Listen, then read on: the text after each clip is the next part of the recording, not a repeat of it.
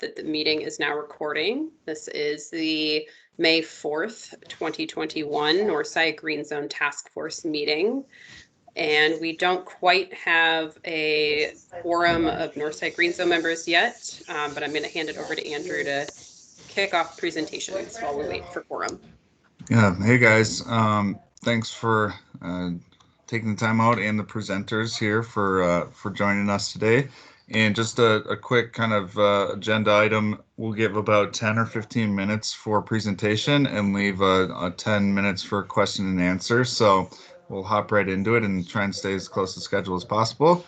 And I'd like to introduce Kate Lammers to her presentation. So welcome, Kate, and the floor is yours. Thank you very much, everybody. Thanks for having me here. So as mentioned, I'm Kate Lammers with the Park Board. I'm a landscape architect and project manager of the Upper Harbor Terminal, and I know lots of you, but not everybody. Also, I can't see everybody. So I'm going to present for about 10 minutes, and I'm just going to go ahead and share my screen here. And I should be able to do that, right, Kelly? Okay. Yep. Okay. Actually, before I do that, I'm going to drop one thing quick into the chat because I'm not really that good at Teams yet and sharing things. So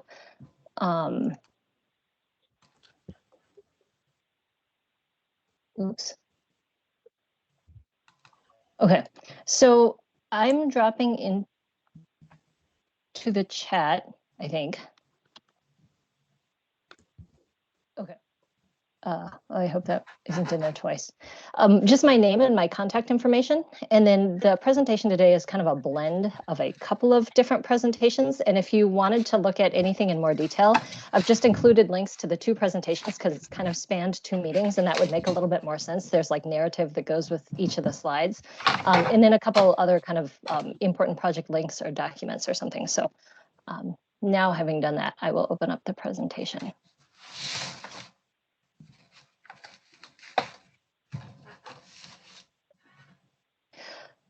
All right, so I'm going to go through this kind of fast because it's a complex project. It's a lot of material, but obviously, as I noted, there's other material online, and then I will be here for questions.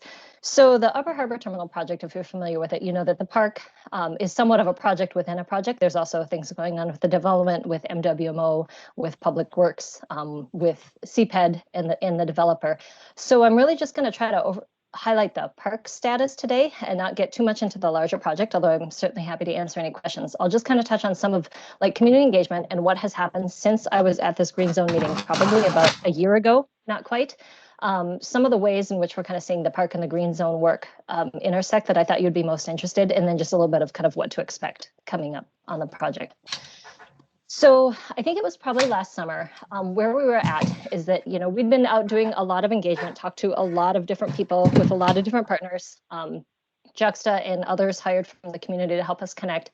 And we felt like we needed to put some designs on paper so people could kind of see how much space do things take up? How do different park amenities relate to each other? We still felt like there was a lot of questions and kind of what is the right park, even sort of what is the right sort of the nature of the park here that people want on the north side.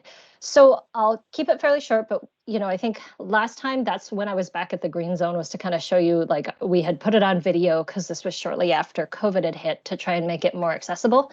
And I know we got some comments on it, but I think like I just want to move past it fairly quickly because what we really found doing this is that I think we needed to change our approach, maybe partly because of COVID, but for other reasons. I think the process didn't totally resonate because we were just too focused on kind of what the physical aspects of a park, which is fairly typical for us when we're doing a planning project. Those are some of the major decisions we need to make, but it just felt like the kind of what we were asking wasn't necessarily how people wanted to engage. So we decided instead to try to kind of slow down both our engagement and the park implementation and approach it a little bit differently. We certainly did get some input on those three concepts. it's kind of limited because we didn't push for it really hard, given kind of how it was going, and this is partly how we determined that we needed to change our approach. But we heard a lot of things that reinforced what we had previously heard about the park, some of the key attractions, how really important programming was, kind of a mixed approach on sort of range of intensities and things, and a lot about like, whatever we do, we have to make sure it works for the north side. And that just trying to do that with a park involves so many more things than design. And I think that's what was limiting us. Meanwhile, on other aspects of the project, if you followed along kind of the development and CPED's work and things, like one of the things that came up a lot during the park discussion was that the adjacent development is just absolutely critical to this park, especially because in a lot of ways, this park is 19.5 acres. You think about like Farview, Falwell, North Commons, those all range in the low to high 20-acre parks. And so this park is fairly narrow along the river, and it's just going to be impacted a lot by the adjacent development. And the Community Advisory Committee, I should back up just a second. The Park Board is doing like a wide variety of engagement. This committee is not, intended to be the community. It's one place for kind of a group to build longevity and be a deliberation group and have, kind of a consistent perspective on the park. So our community advisory committee has put in a lot of volunteer hours, almost 2 years now, to meet sort of semi-regularly and provide input and weigh in on things. And this was one thing that they felt really strongly, because they're able to get a longer view, is that, there were just so many questions about the development that impact the park. It just made it very, very hard for anybody to kind of make any real decisions on it, particularly the venue, but not only the venue, and then things related to the development like transit access and other improvements. So the question was kind of like, given knowing that a lot of the things with the development are not going to be known for years, maybe figured out this year, but there's a lot that could evolve and change in the site and in the wider area. So one of the things that it kind of came to was, how comfortable does this committee feel like they can make recommendations on? And this is what they're debating right now. This was something that we talked about in a meeting a couple of months ago, and then we had to postpone our meeting. Their final meeting is planned to be Thursday of this week. And there were kind of 3 major park directions that I was hearing from them. So I tried to articulate it so that, to kind of help the discussion. One, which is a discomfort with actually proceeding with park developments. Another, which was kind of more focused on much more kind of like minimal park developments, but I think like fewer concerns about like making very permanent decisions or adding to the risk of displacement in the area. And the third was kind of what we call building a just green enough park, which is based on an earlier discussion we had, which is enough to really allow the site to like function as a public place, support programming and staffing. And part of the rationale is that our focus is not on physical amenities, but really investing as much as possible into people in the community and making sure that it's a Northside Park before we kind of continue on with more building projects. So the differences between kind of options 2 and 3, and these are options along the spectrum, they're just kind of points that were articulated to try to help discussion, but are something that's kind of still being discussed. But that's partly what the discussion will be, I think, on Thursday. So I'm going to go through these kind of fast. This kind of gets back into the first option, but I think one of the things that I just want to make clear is when I'm hearing from community members about discussing about not proceeding with park developments, it's not that people don't want a park or that people feel like the North Side doesn't deserve a really great park. I think it was a discomfort whether some of the wider strategies are in place to kind of prevent displacement. And so is the park happening too soon? And I think, is a very real and legitimate question and point to be discussed. I just wanted to clarify that because I think it often gets overlooked or misunderstood. When we talked a little bit about kind of park direction 2, this just shows some of the basic things that are, baseline commitments that the park board has already made that, if we're assuming that we're going ahead with the park, these things would kind of need to be done. And that's like connection in off of Dowling Avenue, a path to the river, pathways along the river, some cleanup of the industrial site. And I know this is probably hard to see or a little hard to understand, just kind of given the complexity of the project, but like removal of a lot of the domes and like this old industrial infrastructure and a lot of vegetation restoration, returning it to like native vegetation that will support a much better river ecology and things.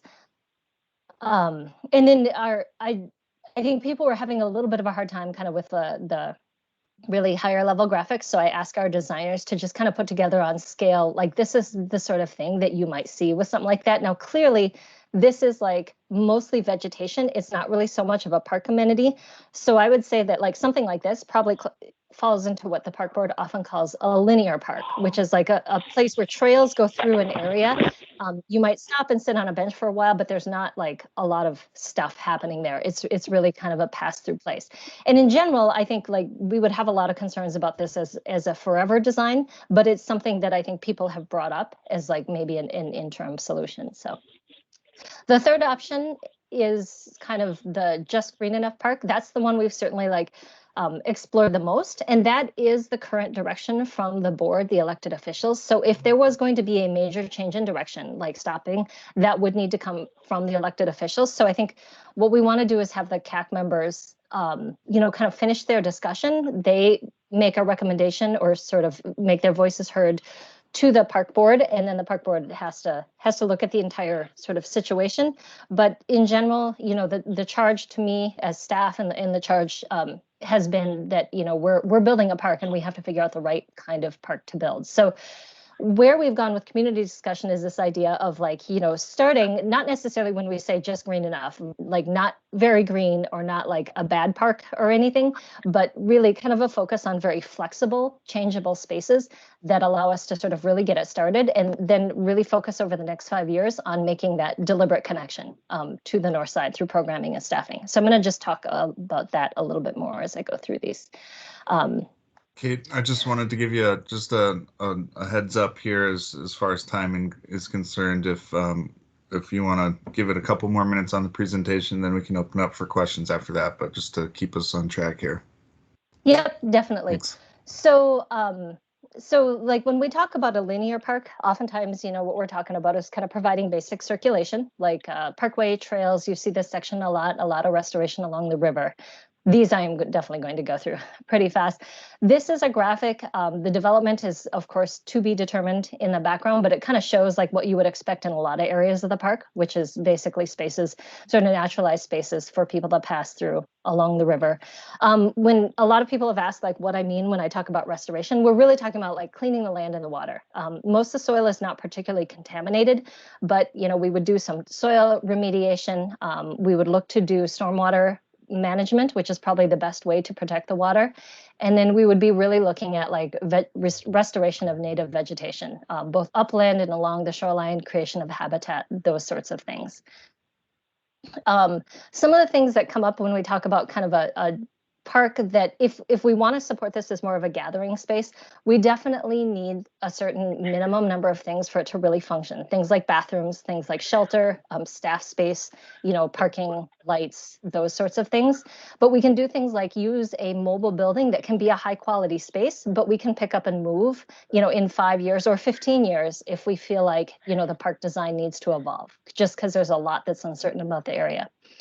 Some of the things that we would probably recommend including are the most commonly requested things is just a place for people to gather, picnic, cook out, you know, play, grill, have some shade, things like that. Connect with the river. So we could do like kind of a fairly simple water access where you could definitely put in a small watercraft, but also places to just go down and sit. You know, a flexible lawn and a flexible paved area can support all different kinds of programming, from movies in the park to picnics to, you know, like group fitness to markets. And then, you know, we've talked about this really being a staff heavy park, especially because the park board does have a lot of local employment programs, particularly for people who are getting into green infrastructure jobs, maybe focused around the river ecology and stormwater. So we would really need some storage, a place to be messy. It's hard to see those sort of like greenhouses in the background, and a place to like kind of garden and teach staff. And that could also like kind of be an interesting learning interpretive opportunity for the community. And then kind of one of the biggest things is to make sure that like things are very flexible. So it's a little hard to see here, but like, you know, the spaces that we set up, things can be relatively easily moved, as opposed to locating like a big permanent building somewhere or something. We would plan that this park, could be changed without moving something huge and expensive in the future. Whoops.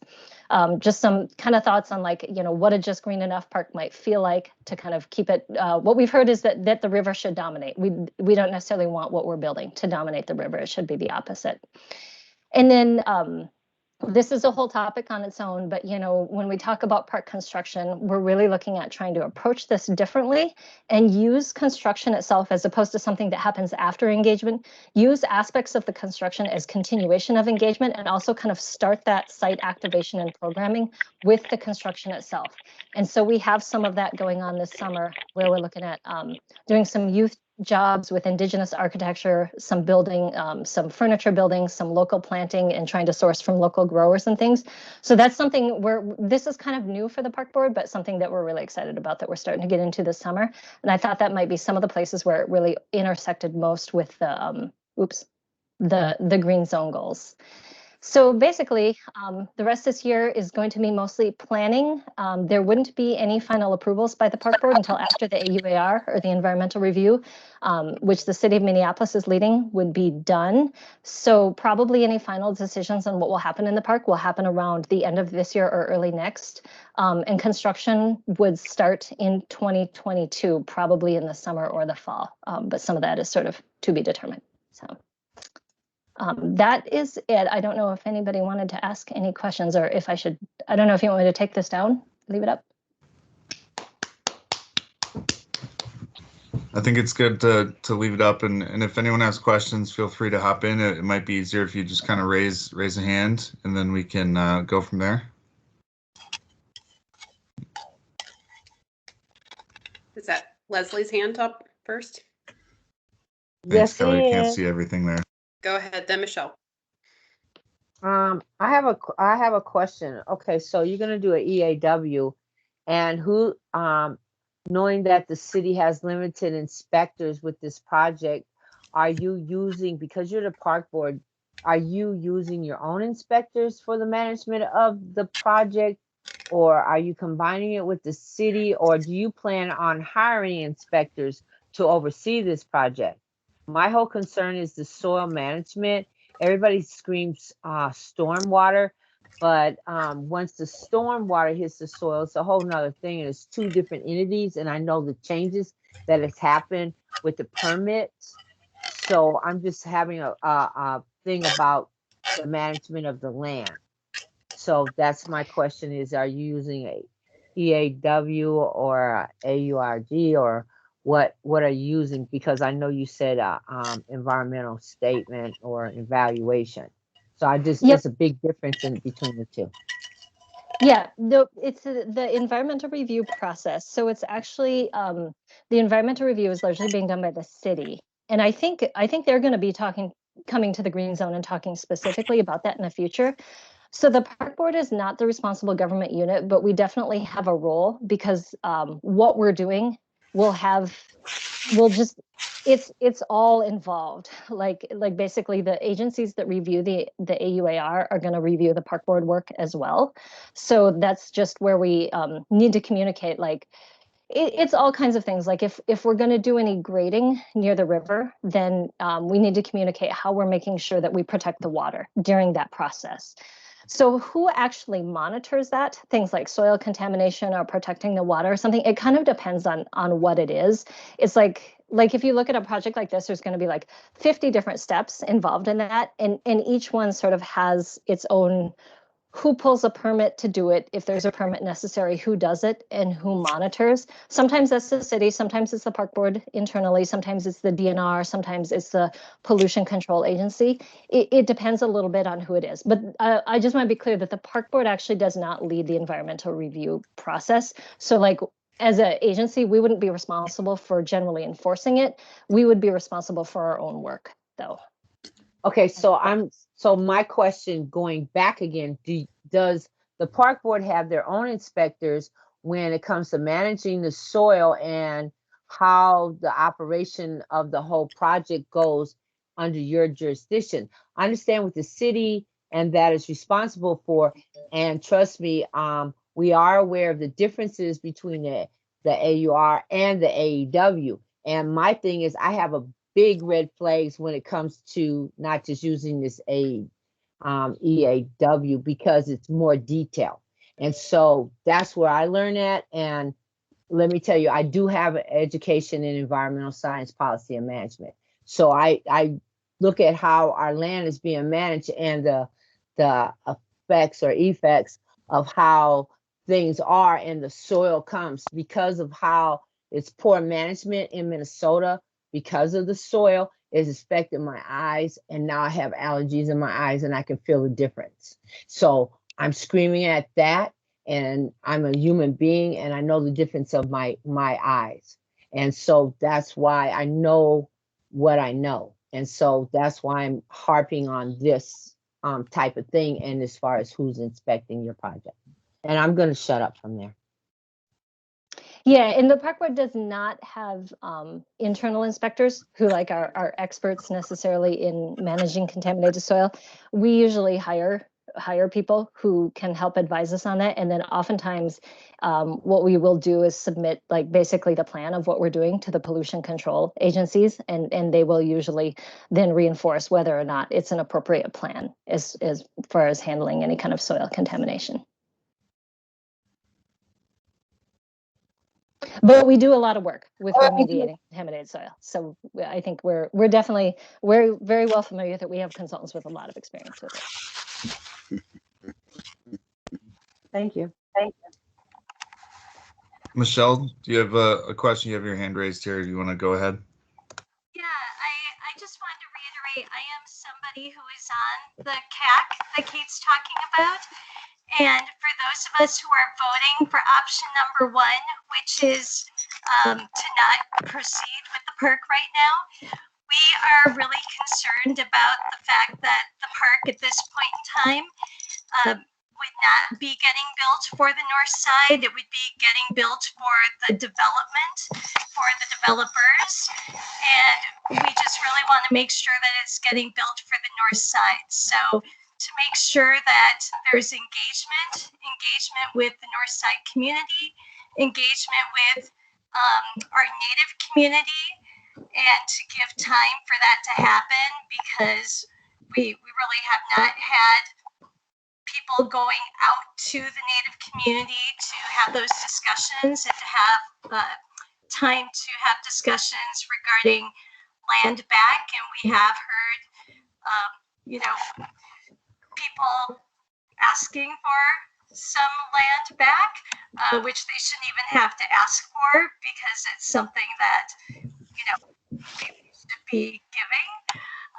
But anyway, I just wanted to reiterate that it isn't that we don't want the park to be built for those of us who vote for number 1. It's just a matter of when. So that's what I wanted to say.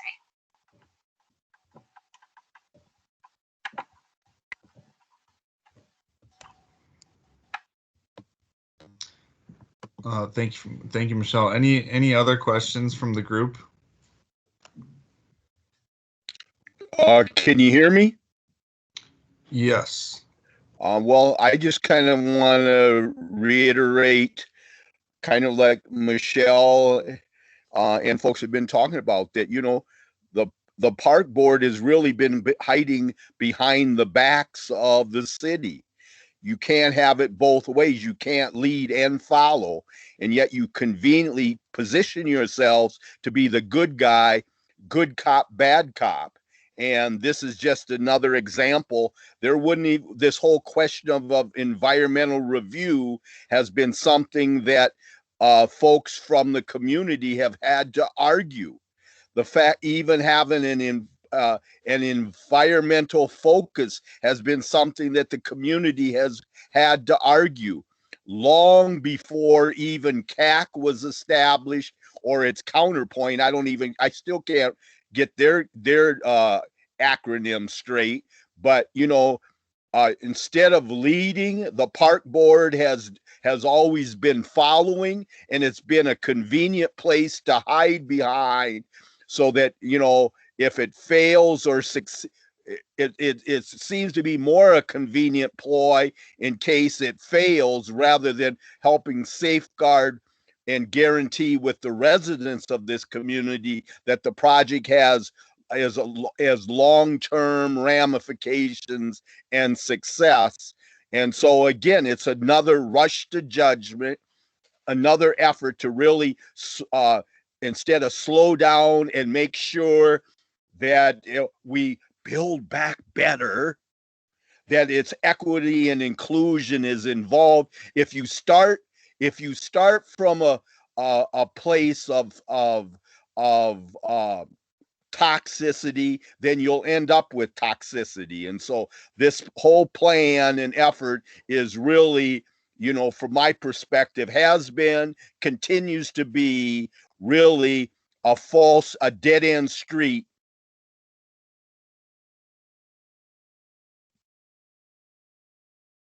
Are you done, Michael?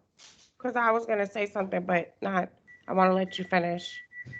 I've said what I've been saying since day one when this Upper Harbor has divided and conquered our community, and it still continues to this day.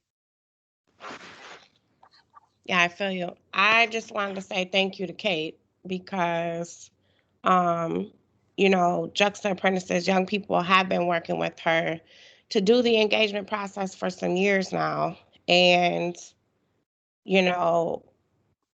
it's a very long story. I will say that. And I'll also say that it's a deeper story than what we actually talk about. Some of us have been doing more research around how these inequities continue to exist and how they've been historic. So how they're connected, who's been, the longtime players in this land along the river for a while. And so I will just say that I appreciate what Kay has done because honestly, I feel like she's done really the best she can with this whole situation. And the fight's not over about Upper Harbor Terminal. I think there's a lot that still needs to be done and said, but it just depends on like who wants to continue that. So I don't know. I'm interested and I'm constantly involved. So I would love to still talk with people around, how we feel about Upper Harbor Terminal and how we want to move forward. So anybody still down to do some strategies around that? I am. Oh, I also think I might be able to access some funds too to help with organizing for that. It's not a lot like what everybody else is getting, but maybe like 10 to $15,000. So I think that's enough for like stipending people, I guess. No, thank you both, and thank you everyone for their contribution on that. I think later tonight in the meeting we'll have an opportunity to talk about a few more of the action items we want to or we can put together. And Roxanne, I appreciate you opening the floor on that a little bit. But as far as Kate and her presentation, it sounds like voices have been heard to some degree here today, and we'll talk more about it later on what we want to do as a group. But Kate, thank you for the presentation here today, and thank you for meeting us in the group here today.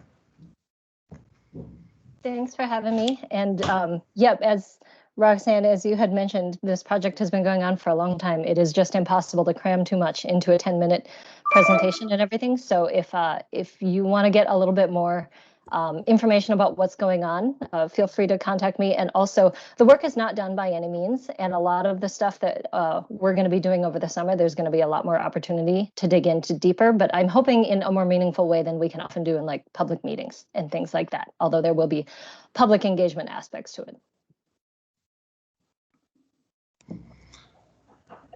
Thank you again, Kate. We are now going to hear from Dan Kalman from the Mississippi Watershed Management Organization, and we'll do the same. We'll keep it to about 10-15 minutes here and then open up for questions at the end of his presentation as well. Great, thank you. I want to just give you, I'm the principal planner with the Mississippi Watershed Management Organization. I'll give you a quick background on our organization if you're not familiar with us. We're a local unit of government. We're separate from the city of Minneapolis. We have our own state statute that governs what we do. We focus on improving natural resources in this very urban watershed we have. Specifically, we work towards improving habitat, water quality, and reducing flooding. We achieve the improvements, go about doing this with partners that are public and private organizations. And it has to happen during redevelopment within the watershed. And basically we utilize other people's land to meet our mission and exceed regulatory requirements when it comes to water quality and habitat, flooding, so on. We're here today because we've been working with the City of Minneapolis Park Board and the development team on ideas around stormwater for Upper Harbor Terminal. And we sent out some background prior to this meeting, a pamphlet to introduce some of the ways or how we think about parts and pieces of what we call green and blue stormwater infrastructure. Maybe you had a chance to take a look at that, but the presentation today does add on to this base of information. And ultimately, our interest in speaking with this group today is to gauge your and the community's level of interest in talking about stormwater and habitat at Upper Harbor Terminal. If that's even on your radar or something you have an interest in pursuing a discussion around. Also here is Bruce Jacobson, the landscape architect that MWMO has hired for this work, as well as I think Nathan from Bar Engineering is here as well.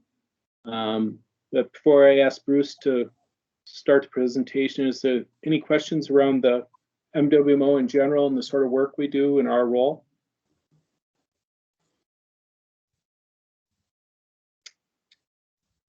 I see one hand there. I'm not sure who R is. I don't know if That's Roxanne. I think the hand is up from her last comment. Oh, okay. God, did I put my hand up or did I throw that thumb in the chat? No, that was me. Your hand up, I think, is from your last comment. Okay. Okay, well, if no questions at this time, we certainly I'll take them later. Bruce wants to start the presentation. I also put my contact information in the chat for those who want to reach out to me afterwards. Kelly, I'm not so good at this. Can you advance the slides for me and kind of run the show from your screen? Yes. Thank you. Pulling them up now. Okay. Hello, everyone.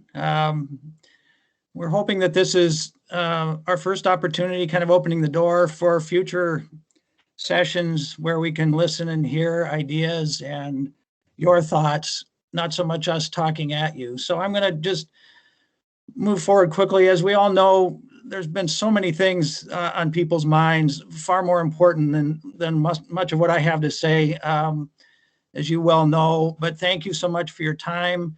Green and blue infrastructure is not the only thing. Obviously, it's not the only ingredient in what's going on at Upper Harbor, but we do believe that it has something to say about these things in the upper part of the screen. And these are just the beginnings. This is not, we don't own this list. It's just a way to start the conversation about how we can influence these things. Can we, in fact, honor history through this process and culture and heal the land and people and create wealth and connect everything and promote excellence and much else, whatever else you want to talk about. Next slide, please.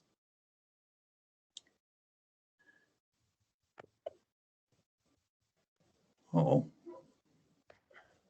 Sorry, working on it. Okay. There we go.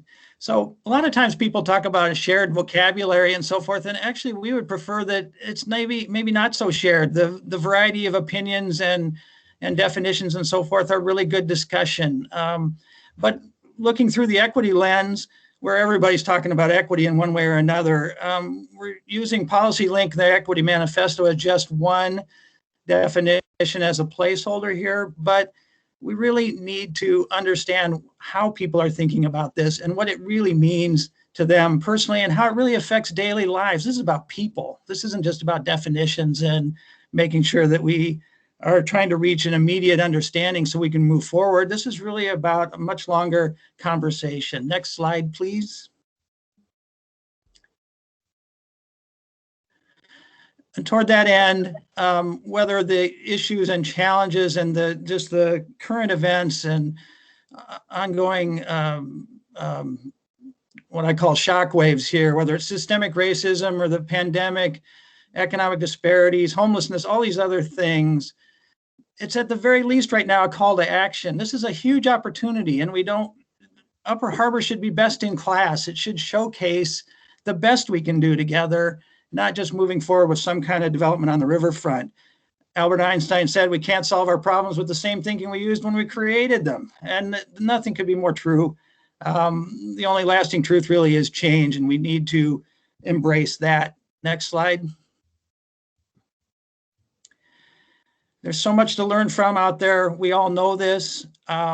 It's a huge opportunity and also a frustration that not more of this is coming to the table right now. There's so much happening out there, not just reports and studies and dissertations and academics, but people are delivering real projects and really truly affecting people's daily lives right now, whether it's coming through the Democracy Collaborative, Policy Link, City Lab, Brookings, and much else.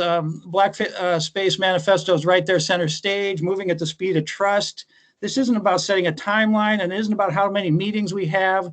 This is about building a conversation, building momentum around ideas. But there's so much to learn from, and there are successful projects in Atlanta, Philadelphia, Cleveland, Milwaukee, Los Angeles, New York, and unfortunately, almost everywhere except here. Next slide, please. So we're here to talk about green and blue, and I don't want to get immersed in what we think green and blue infrastructure is. There is a working definition that's sort of culled together from lots of different definitions that are out there that to talk about natural and man-made features.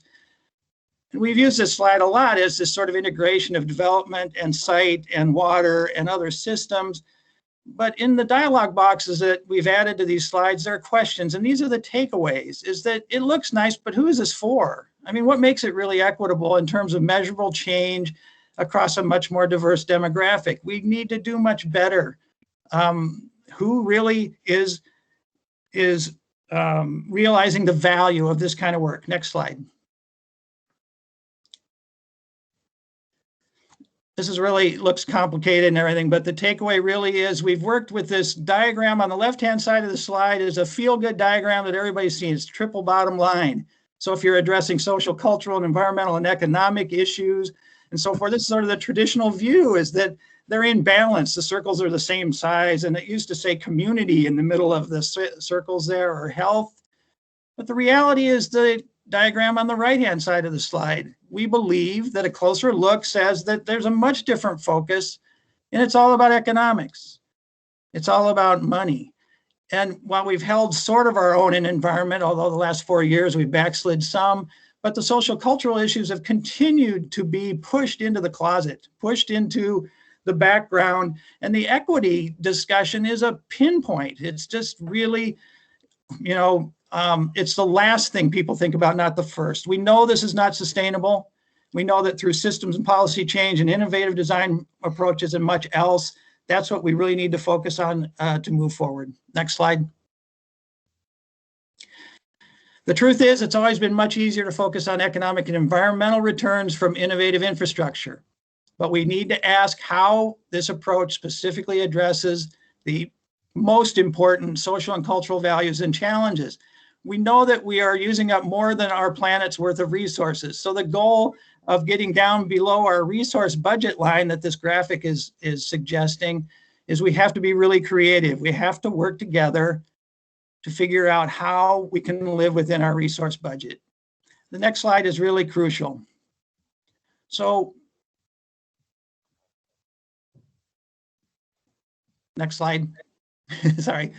So when you set aside economic and environmental, the goal and really the focus of the Watershed Management Organization and many other participants, even though so far it may or may not be demonstrating that this on the ground, but the focus really needs to be on how this will improve people's daily lives. And we believe, again, that green and blue infrastructure has something to say about how it can deliver a variety of health benefits, how it has something to say about career pathways and job creation, not just, I don't have anything against trades or a set of skills or whatever, but career pathways that take you into design and management and ownership and policy making and much else. That we have something to say about reduced energy costs, locally grown food, business and property ownership, captured revenue and who gets it, and much else. There are multiple benefits that should be realized by the nearby neighborhoods. How do we capture that and keep it where it's needed? Next slide.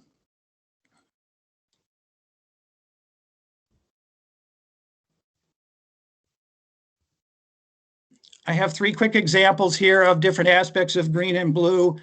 We're not going to drill down too deeply here, but this is an example of green and blue infrastructure just as a framework, the visual and physical framework that defines how all these things are connected. So you see green and blue as this continuous connectivity of public places and surface water elements that serve multiple functions. It's really asking and answering the question about what else can it do? Next slide.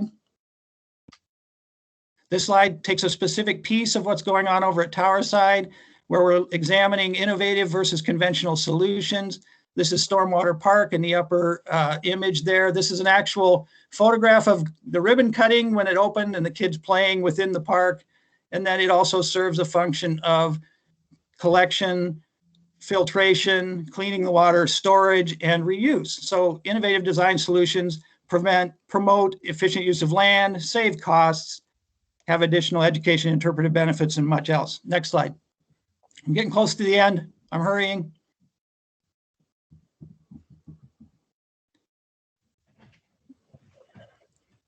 The third example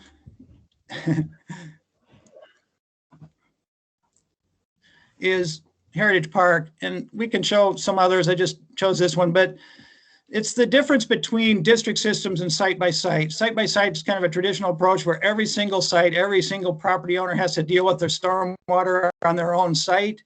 What we're really promoting is shared stormwater management systems, both public properties and private properties. They eliminate small disconnected single site solutions. They have much greater benefits related to ecological and people health benefits and much else. Next slide.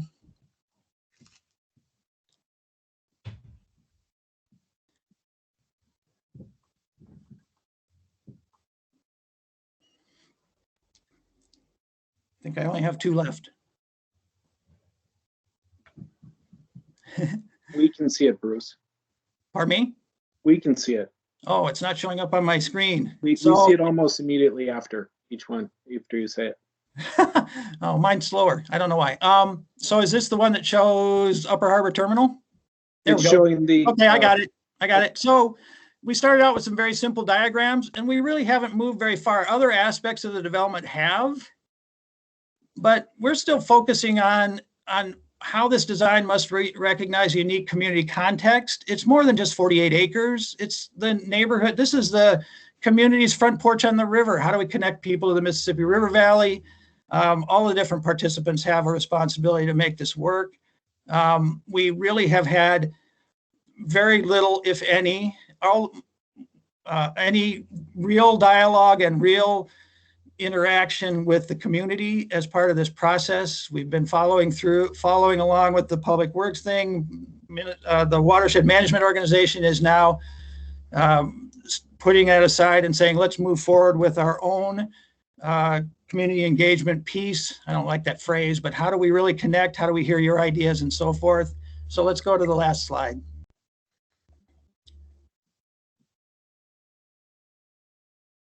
So it really is a question of how are we doing so far? There's been so much discussion and these coordinated plans and much else.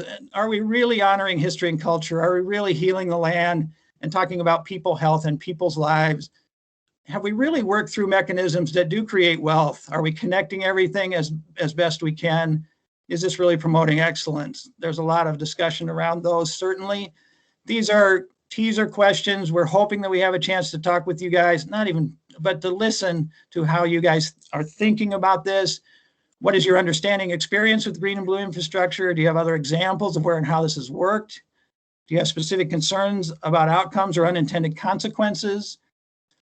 Really trying to understand what's important to you. Maybe none of this is, given the times that we're in and so forth. Maybe this is a postponement for more important issues, but are you interested in habitat? Are you interested in clean water for reuse? Are you interested in the economic value of this? And I'll close with green and blue infrastructure is just one piece of a very complicated puzzle. What else do you think we should be doing to support broader objectives? And I'll end there. Thank you.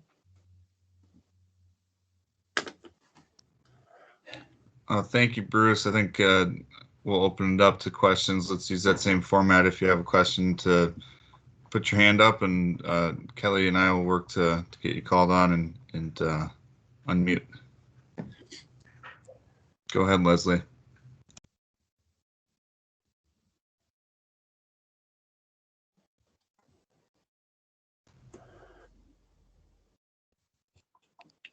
Leslie, you're muted if you're talking.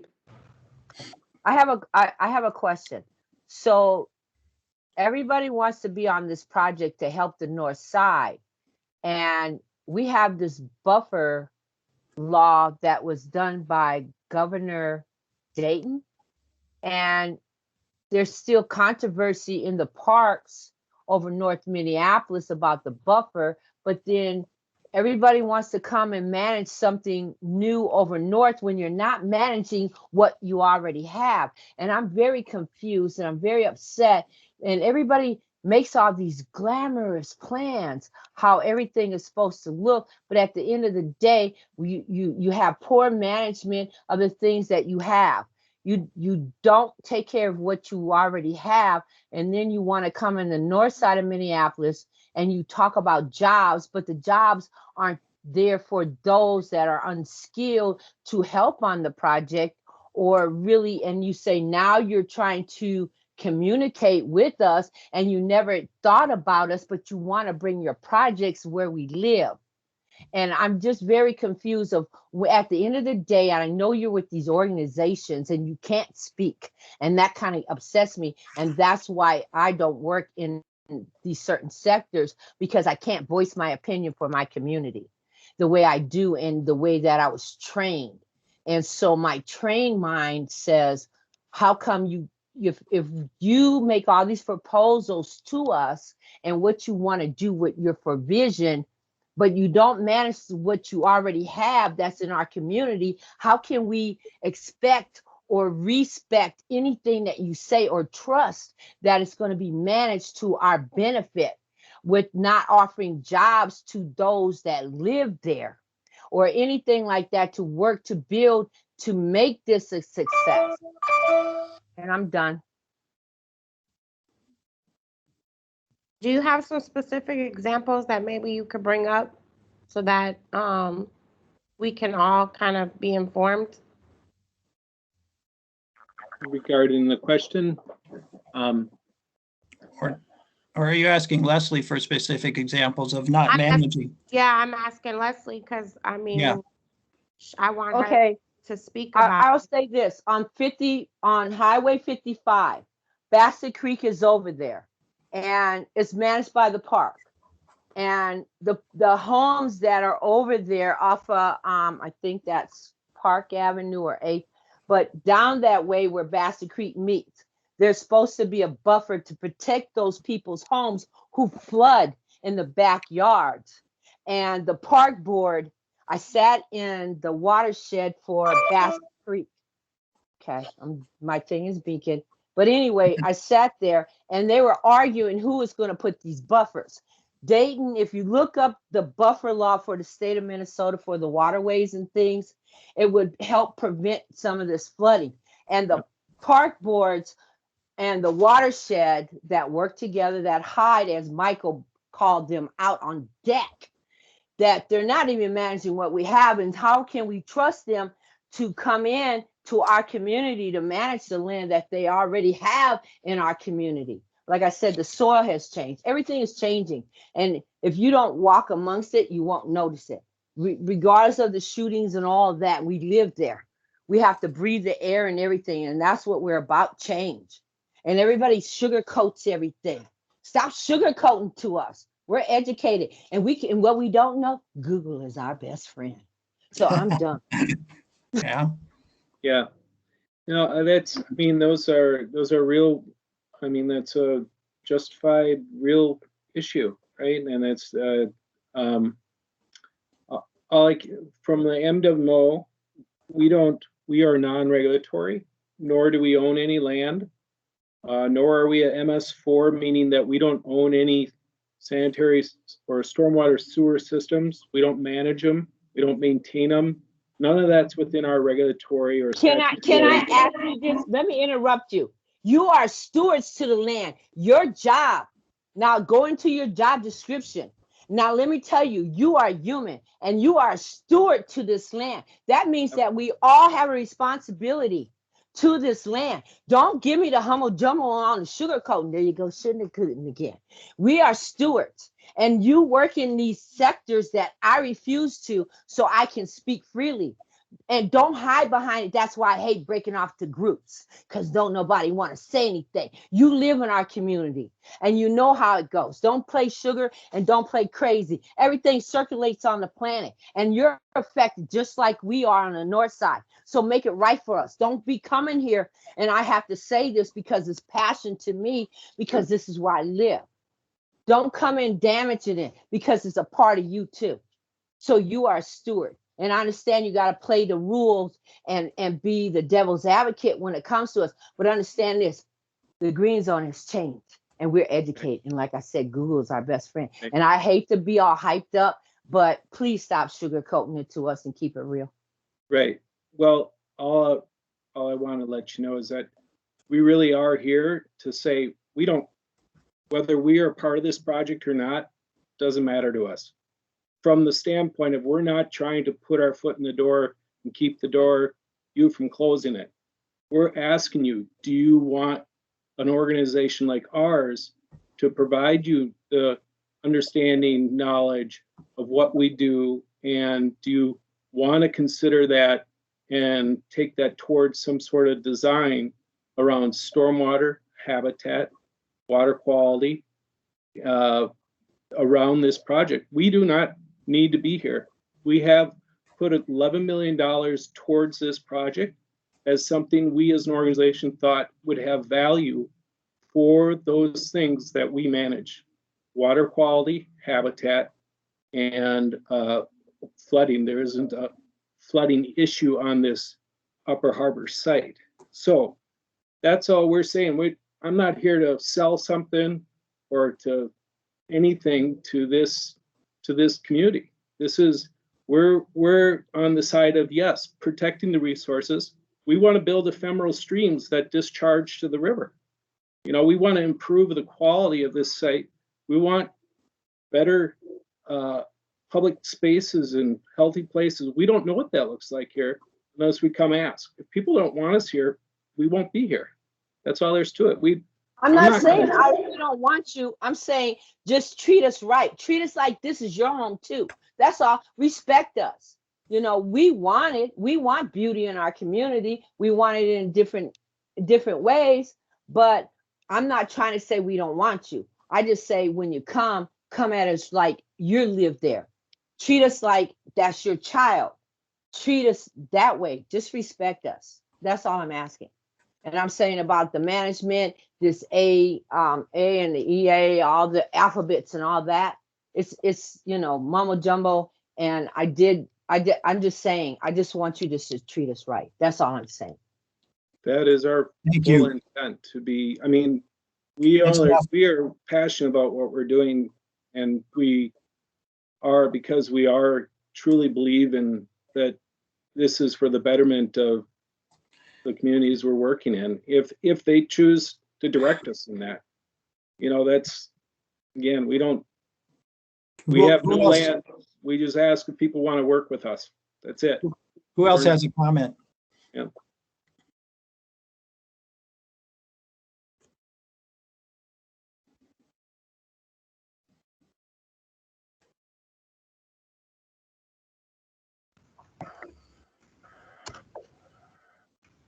I can't hear anything. Are we taking a break or are we Oh, moving?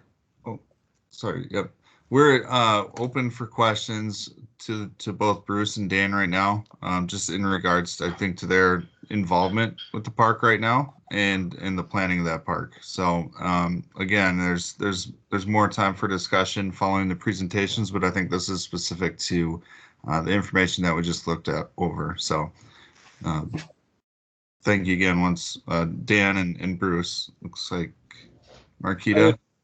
And I can clarify that it's the land what we've been proposing, or with the sort of concepts that we work with, is actually to go far beyond the park as far as creating public space and getting the developers and others to turn over land as public spaces. So, I mean, our concept is wherever there's not a locked door, there's public space. We make it into a much greater asset, I guess, to the community that way. Can I make a comment? I think Marquita's got her hand up first, and then we can come back to Michael. Yeah, thank you. I'm trying to understand the offer. Bruce and Dan, are you offering this, your insight and expertise to the Northside Green Zones, or is this a broader offer to the entire planning committee? Like what exactly are you reaching out to the CAC community as well? Like how is all that working? Yeah, I was too, but thank you for asking that, Marquita. So we have been invited to multiple forums over the past several years through the Public Works planning offices process, and have been pretty much set aside. We've never had the kinds of feedback that we really were looking for. So we're restarting, and this was a great opportunity. It was very timely to start here, but it's going to go as far and wide as we can make it. We are looking for input.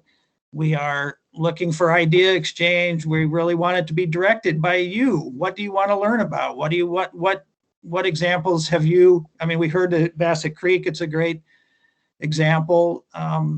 But the process that has gotten them to their coordinated plan didn't really include any real discussion about green and blue infrastructure. It was all set aside for further on down the road or whatever. And so the watershed has come forward and said, let's reach out and see if we can begin a process. I love the idea. It's like our home too.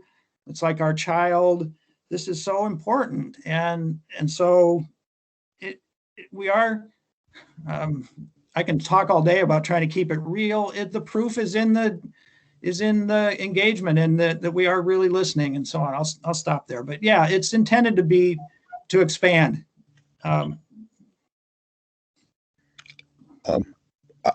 I got a comment. Go ahead, Michael. Well, first of all, Dan and Bruce, I'd like to applaud you for this critical thinking.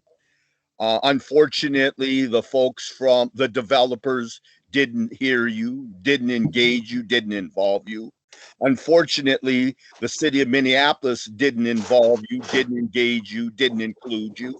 It's unfortunate that the Minneapolis Park and Rec didn't invite you, didn't engage you, didn't hear you. But it's clearly what should have started. You can't build a project without a plan. You plan to fail. And so for a plan for the sake of the community, I think that this is really the nuts and bolts of really what we should be talking about, not throwing up the park, not throwing up the buildings on the once in a lifetime opportunity, but really slowing down the process. As fortunately enough that AURI project environmental lawsuit did slow it down, or they've already would have been building on it. And so clearly for me, this is really heart and soul, centers on the interest of the community being first and foremost. Yes. Not the interests of the developers, the Yes. interests of the city, or the interests of the park, but how do we start building from the grassroots up? And so I certainly welcome this level of thought and co-creation, and have several projects, Celestial Garden project that I would like to include and engage you as a partner. Yes. And some other things, that planning processes that we are planning on doing to really demonstrate to the city, demonstrate to the park and rec that this is how you do it. And it's not the way they've been doing it. That's ass backwards, but let's start from the grassroots. And there's a whole suite of activities that when we start talking about development of the Upper Harbor Terminal, that should be running parallel with that. We could be using this discussion to really engage people around solar and solar that should be running parallel and simultaneously to this development, or even preceding the development. Because if people see themselves benefiting, then they will see the benefit of these projects. And so I think you finally, something that I've seen, something that I'm hearing that really has got it, right instead of backwards. And so like I said, I appreciate both of you contacted me outside of this body, because I certainly include you as a partner and as content experts for some of the education and advocacy that I hope to see us doing in North Minneapolis over the course of the winter. And this tool and your expertise, I would welcome to some of these efforts that we're going to be deploying. Michael, this is Bruce. Thank you so much. I value the discussions we've had in the past and where we're going forward. I'm not beholden to any city person or department or any other thing. I believe in what's right, and I can only discover that through listening. And I would like to say that I like your comments about backwards, because to me, all of this should have happened years ago, before they ever put a line on a map, before they ever started drawing white boxes, or the park was 19 acres or 20 acres or 38 acres or whatever. That's irrelevant if we don't have the front part right. And that front part never came out as truly what Leslie is referring to is the realness of it, is this true engagement. That word is so overused, it doesn't mean anything anymore, but it should. To be really engaged with the North Side and not just throwing money at it. Anyway, I don't want to I sound like I'm preaching, but thank you for your comments. I think we still have time to really influence this.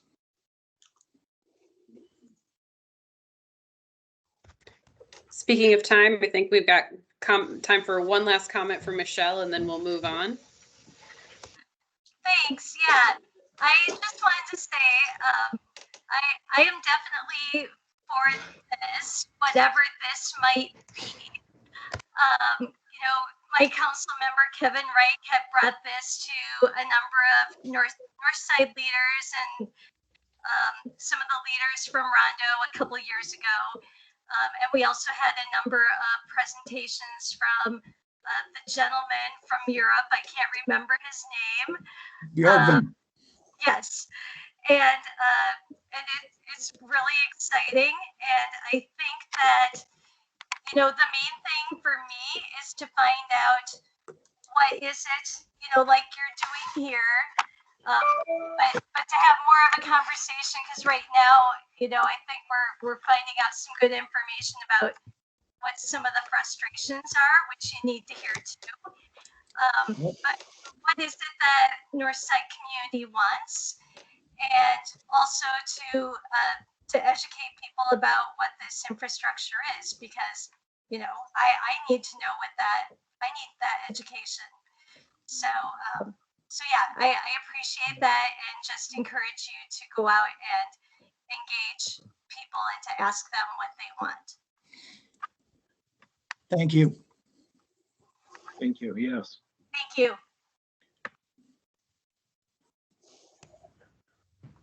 Well, thanks again, everyone, for the input on this. I'll turn it over to Kelly for us moving the agenda forward. But again, thanks for everyone for their participation.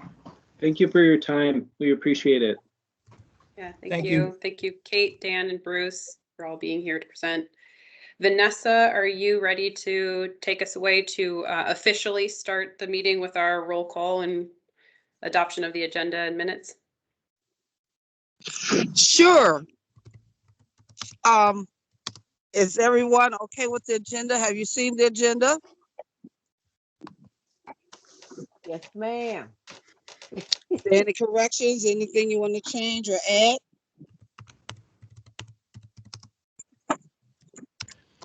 I'll move to adopt the agenda.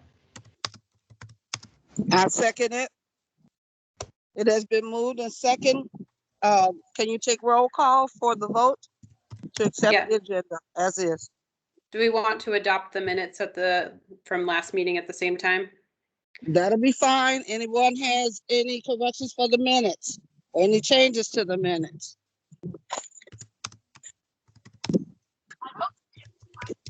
So then we need to correct the motion to accept the minutes and the agenda.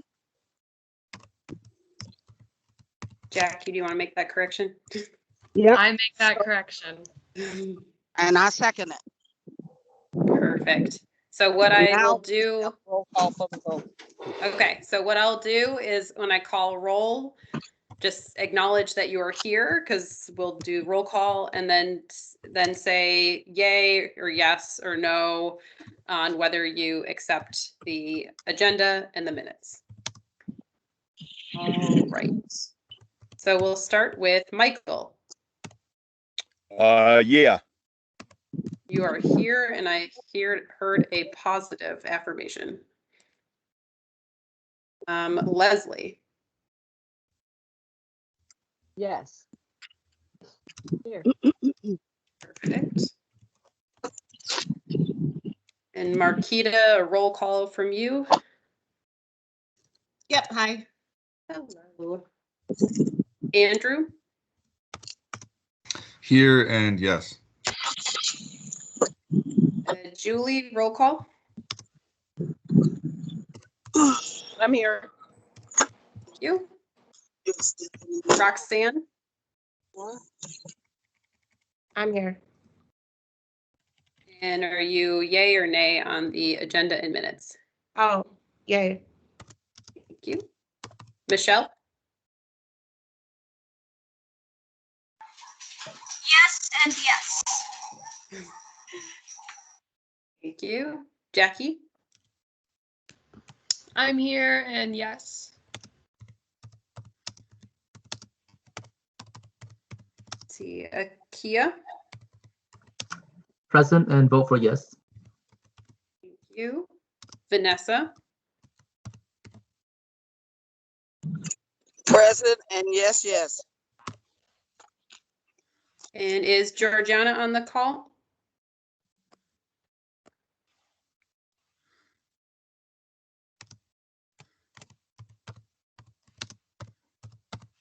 Maybe not.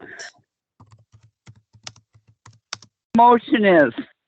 Oh, okay. There you are. Hey, Georgiana. Hi, what's the motion?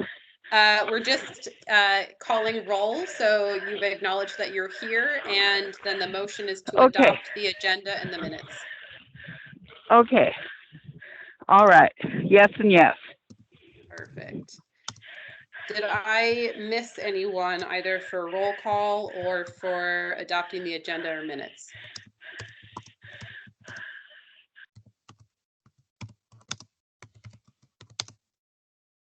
Great, not hearing, but we do have a quorum, and so we can conduct business, and the minutes and the agenda are approved. Thank you, everyone. Thank you. So now we can move on to the next agenda item. And Sally, I don't know. I can hear somebody breathing kind of hard. Is that just me or? No, it's the lady who just came in and asked what was the motion. That's her breathing. Oh, okay. I was just gonna say I have to leave early around 6:30. I have a Northern Metals meeting tonight, and it starts at 7. I just kind of want to have a buffer in between. Did it burn down? Did it burn down? Well, I was thinking that it should have been burnt down in the uprising when I was crossing the bridge, but then it started on fire that day anyway. So I don't know. Mm. Okay. Well, I think it's over to Jackie now to tee up the second half of our meeting. Yeah, little did we know Roxanne was manifesting all these Northern Metals fires. No, I was manifesting that it goes away, but it just keeps going on fire. Oh. Mm. Hey, Mike. Does someone have something to say? I was just saying hi to Mike. And Mike, will you check the email I sent you about the trees? I haven't seen it, but Yeah, I sent you one. The church was trying to get trees or buy trees okay. from you to plant on Sunday for Mother's Day. I need some trees too, Michael. Both of you send emails to me. We've got some trees. What kind I of emailed you. I went to look for it from Vanessa. Okay. What Thank kind you. of trees you got? Fruit trees? No, we've got. I don't want to subvert the agenda. You guys, we can talk offline. Sorry, you Everyone guys, I put was their out of order. emails in the chat. If you want a tree, put your email in the chat. How about that? Okay. I don't deal with the chat, so somebody's got to email me or have somebody Right. forward it. Well, I guess we'll figure it out. I'm on the phone. Sure. You look good to be on the phone. Satie.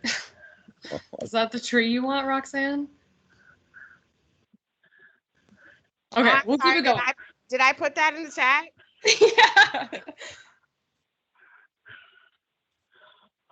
Okay, we're gonna keep it moving, I guess. So we're trying to continue the conversations that we started at our last meeting. That was the joint meeting with Southside Green Zone about, I guess, community engagement and also the air pollution conversation. So Kelly's going to kind of give us a brief overview of kind of the main points that came up in our discussion groups that last time, and then everyone's going to pick which group interests them, because Kelly's going to break us out into more groups, and then we'll have more group discussions and then a report back. I have to leave at 6:40, so I probably won't be there for the report back, but I'll be there for the group discussions. All right, can you see this Word document with a list of 4 items on it? Yes. So this is a summary of our conversation on air pollution, air quality. It's kind of a compilation of some past Northside Green Zone conversations, as well as what came up at the joint meeting with the Southside Green Zone last month. And so this was an attempt at trying to kind of create like focus areas. You can take these or leave these, add to them, subtract from them. This was just sort of an initial attempt to organize. But the idea is, how can we start moving forward and actually taking action? We want the Northside Green Zone obviously to have an impact. And so we want to talk about specific things and actions that we can take collectively as an advisory body to the city, ideally, but then potentially some things we might not be able to do. And so identify where some of those limitations are and maybe actions we have to take as individuals. So what we have on this list is, one, kind of advancing policy and legislation. A few of the things that came up last time was around research, including one example of, what is the cost of doing an air permit versus the cost to human health of the pollution that is being emitted. Coalition building. This could be for statewide actions or for city policies. And that coalition building could include anything from working with other advisory committees, with city staff or external partners, raising awareness. This kind of goes both to air pollution and to just broadening awareness of the green zones generally. So that could kind of be done simultaneously. or it could be specifically around certain policy and legislation. And then identifying opposition, and that kind of can kind of touch into both of the previous two sub-bullets. So again, so that one kind of bucket is around policy and legislation. Another where there's a lot of interest that has come up really over the last 10 months or even longer is around air monitoring. And so we had at the joint meeting the presentation from Wendy and Julia around the non-expiring permits. Jenny Lansing and Patrick Hanlon are on the call tonight, who can also speak to additional air monitoring or sampling that the city health department has done and has ideas of what further activities could happen. And so they'd be happy to talk with folks if they're interested in that topic.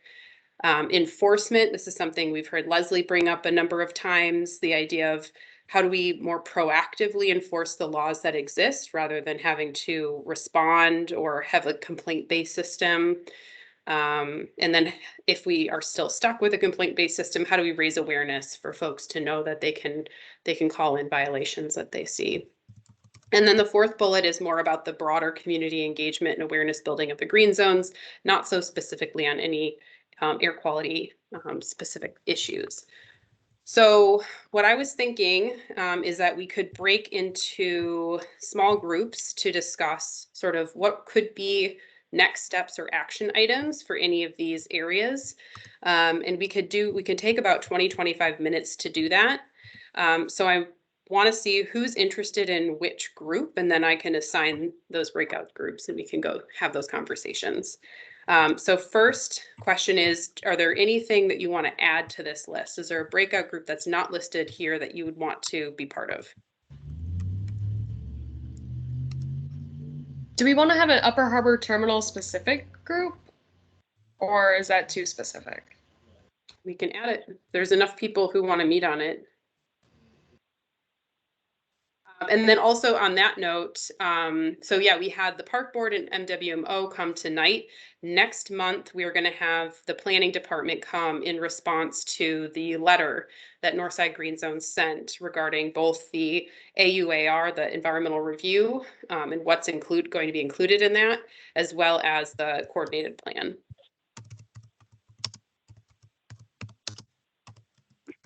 Hello? Yep. The other thing that comes to mind is we've been able to get Congresswoman Ilhan to formulate a Green New Deal task force, and so what that brings to mind is what are some how do local agencies, businesses, nonprofits, entities like the Green Zone Task Force, how do we interface with that statewide body, and how do we help define, design, and operationalize such large picture footprint concepts and constructs?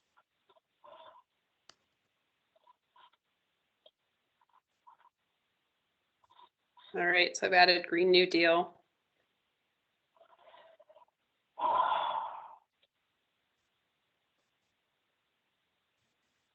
I feel like we can maybe just as we don't want to get spread too thin, we could take away maybe one of these as far as just broader awareness. I think that'll come through what these other action items might.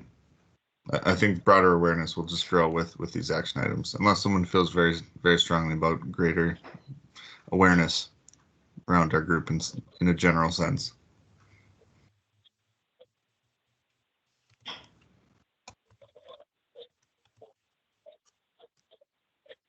Right. Not saying hearing anyone who immediately wants to jump in. Sorry, who was that?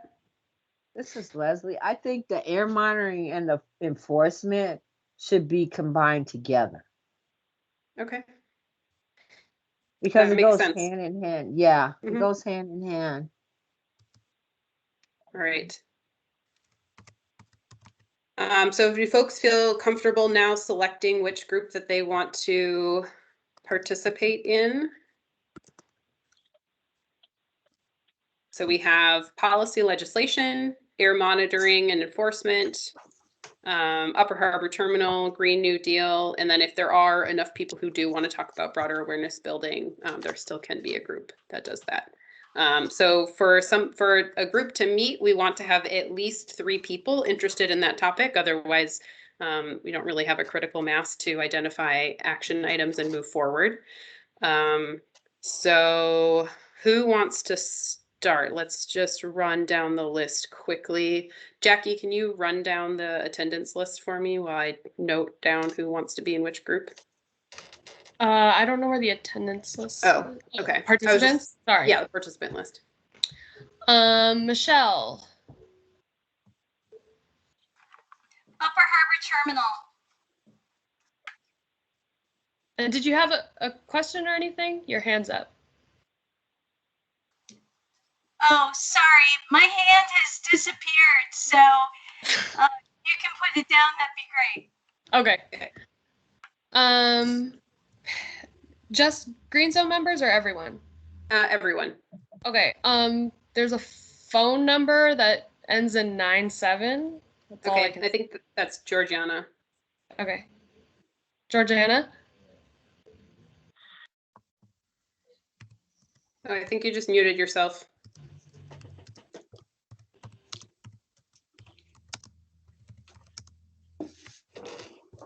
Maybe we'll come back. Peggy? Upper Harbor Terminal, but I can only stay on for another 10 minutes. Okay. Peggy Clark? My list keeps getting blotted out. There's a gray thing that keeps popping in front of it. Upper Harbor Terminal. Okay. Akia? Air monitoring.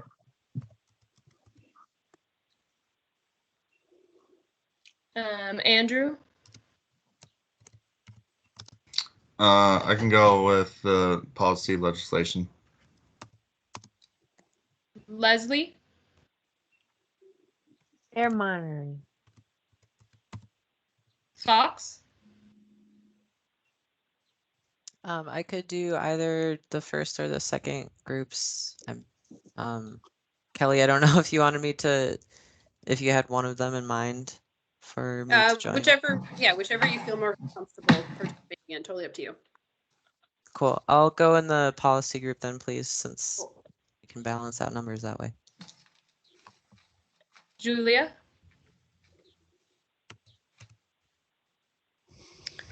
I'll go with policy. Okay. Patrick?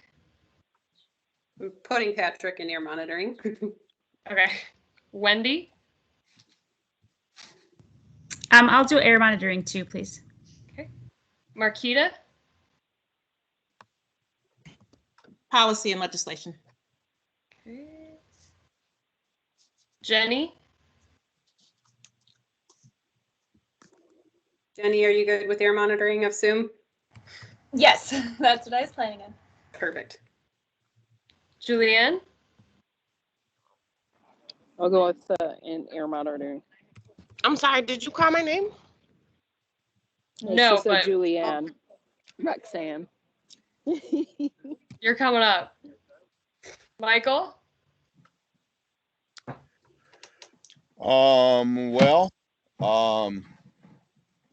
Quite frankly, much of this work on the Green New Deal is about policy. The only difference is that it's Representative Hornstein and U.S. Representative Ilhan who are cheering on and leading the discussion. So that's why I go back to the Green New Deal. But I guess if it's a lonely world out there, I guess then if forced to, I guess I would go into the room with policy, only to direct them to join the Green New Deal task force. Works for me. Roxanne, you're up. What is this? Ideas for moving forward? Which breakout group discussion do you want to be a part of? Policy legislation, air monitoring, mapping, enforcement, Upper Harbor Terminal, Green New Deal, or broader awareness building? I guess broader awareness building. Okay. And then Scott? Air monitoring and enforcement, please. Okay. Vanessa?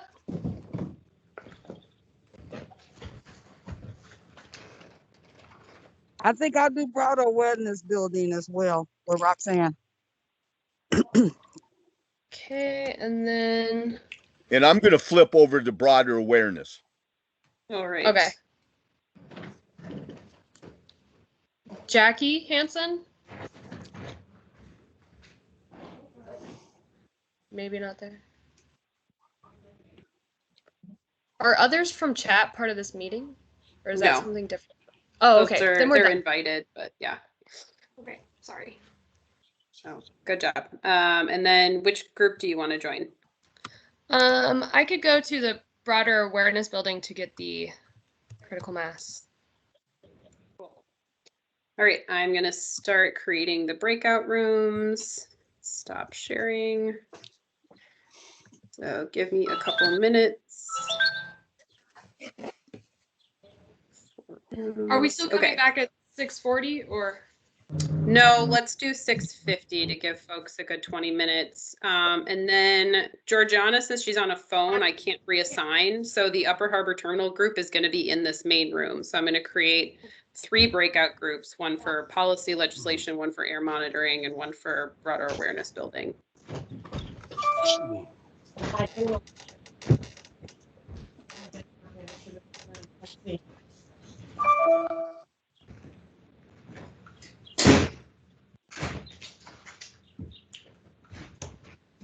So feel free to talk amongst yourselves. It will take me about 60 seconds to get everyone assigned. Oh, do you know what my key is? Damn. Michael, I had a question for you on some of that Green New Deal stuff. Are you leading some of that community outreach as far as how people are getting involved, or are you saying we should collectively try and get involved, or do you have a hand in kind of getting that out into the community?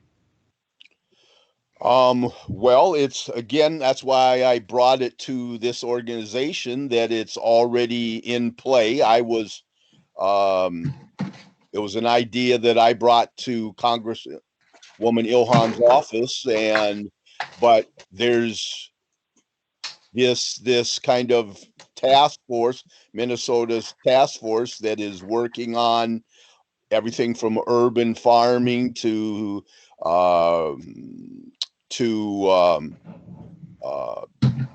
things like policy, things like how do we operationalize it? So solar energy, and so yeah, there's a number of folks that have been on it, but it's an open process, open to those who might want to be involved.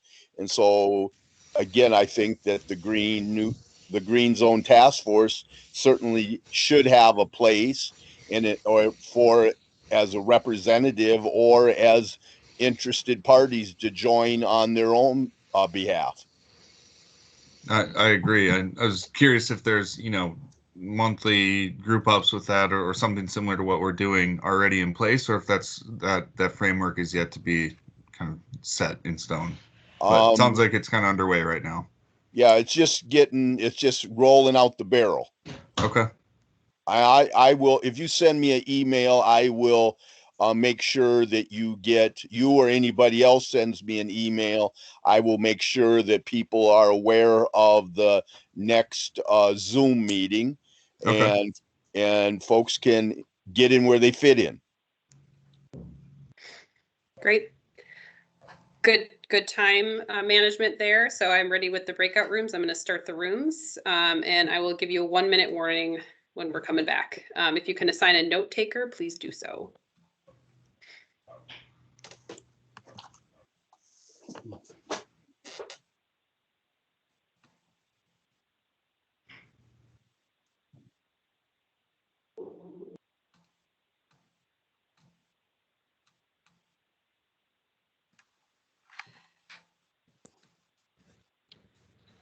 Is it me and you? Are there only two of us? Three?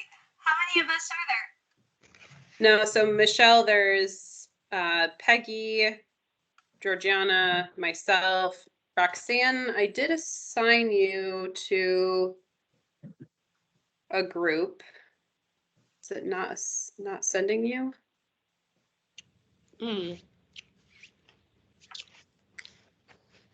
You're welcome to stay and talk about Upper Harbor Terminal. Well, I can't see who's in here. Let me see. Is it Georgiana, Michelle Shaw, you and me? And Peggy. And Peggy. Well, I have to go and like, really like now, but I mean, what group is this? Upper Harbor? Yeah, and I have to go in 5 minutes, Roxanne. Okay. Well, shit. Upper Harbor might become a contentious fight if the city don't listen to us. But I'd rather not have a fight. And I'm willing to connect with folks who are still working on it.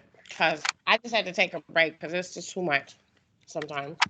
Plus we got Northern Metal stuff going on, and I can talk to y'all later about it though. But yeah, I just found out some things. Feel like we should keep fighting. I'm sorry, y'all, I can't stay. I'm trying to eat my dinner real quick in 5 minutes. Roxanne, if there's information that you want to email to folks about the Northern Metals meeting that's after this, you can go ahead and either pop it in the chat or email it to everybody. Okay. I'll text it to you real quick, and then maybe you can, or should I just email it to you? Yeah, if you can email it, that'd be great. Okay, as soon as I find my phone, here it is. Northern Metals meeting. Yep.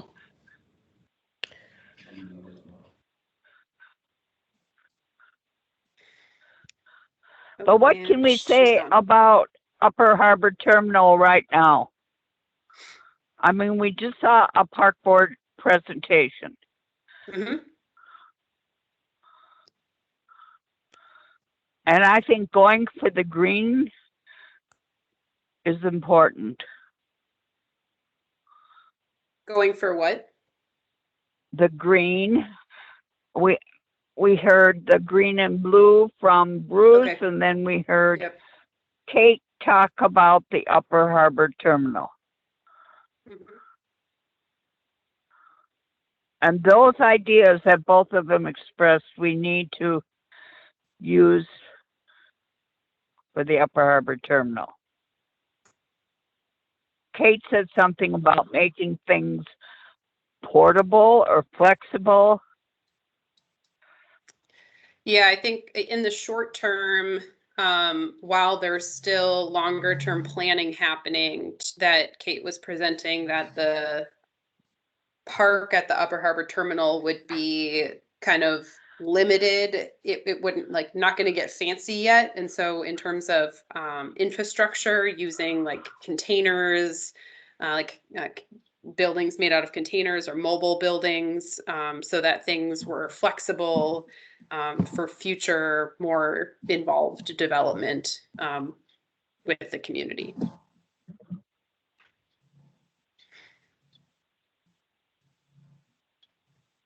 Well, yeah, Michelle and Peggy, what inspired you to want to talk about Upper Harbor Terminal for this breakout? Maybe I'll talk because then I need to leave. Sure. So I've been a part of this since 2018, and I'm going to stick with it until it's no longer an issue. So yeah, this is just something I'm really passionate about, and making sure that engagement continues to be a priority and that it serves the Northside community. So that's why I'm drawn to this. So Michelle, this is Peggy. Are you on the current committee that was working with Philippe, or are you, because there's so many groups that are interested in it. Where do you fit in the big picture? Nope, I'm on the park board CAC, the one that Kate was talking about. Okay. Georgiana and I are both on that. Which is different than the committee that Philippe Cunningham put together. Is that right? Right. Okay. That one's the city one. We're on the park board one. Okay. I'm sorry, everybody. I need to leave, but I'll see Thanks. you. Bye. Bye, Michelle. Bye. Well, Kelly, I have another meeting at 7 and I have to leave too. I'm sorry about that. All right. Well, thanks for joining, Georgiana. Thanks, Georgiana. All right, bye. Okay, well, since it's me and you, maybe you can, I'm trying to figure out who the various players are, because this is obviously a multi-jurisdictional project here. And I was just involved in the endorsements for the DFL Environmental Committee. Mm-hmm. And or caucus, I should say.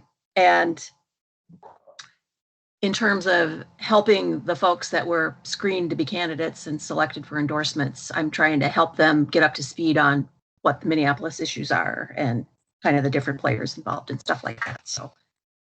So who else is in the mix here?